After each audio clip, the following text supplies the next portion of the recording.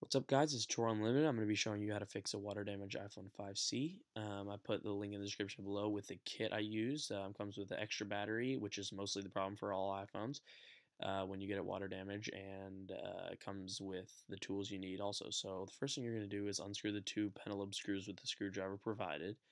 Um, and then what you're going to do after that is slowly lift open the or the screen with the pry tool that you get in the kit. It's a plastic pry tool. I just used my finger because I didn't have the pry tool on hand. But slowly get your fingers or your pry tool around it and slowly lift it up and make sure not to rip it because there's ribbon cables that you have to remove. So there's 4 screws right here, 1, 2, 3, 4. You're going to unscrew the shield at the top, covering the ribbon cables.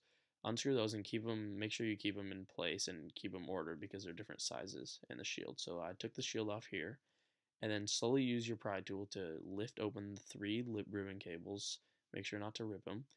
I used my screwdriver again because I didn't have the pry tool with me. But that kit is perfect. That's the best kit I've found online. And I've used a couple others, and that one's the best one to go with. So, links in the description. Get the 3 cables up and slowly remove your home screen. You can see that right there. And then you're going to be left with the back housing. And yeah, so the thing you're going to do is replace the battery here. You're going to get your pry tool or your screwdriver or whatever, and slowly lift open the glued iPhone battery, which is really glued in this case because it's the iPhone 5C and they glued it more for some reason. So here I get it up. It takes a while, but do it slow. And then the next thing you're going to do is remove the little ribbon cable that's attached to it. It's under a little shield that there's 2 screws to. So I removed it here. And now what you're going to do is you're going to get the new battery and slowly slide it in and connect the ribbon cable right here. And connect it and push it in slowly. Make sure it snaps in good. And then slide it onto the tape that should be still sticky from the time that you just removed it. And make sure it's nice and snug because you don't want it jiggling around or anything in there. Okay, push it in, yep.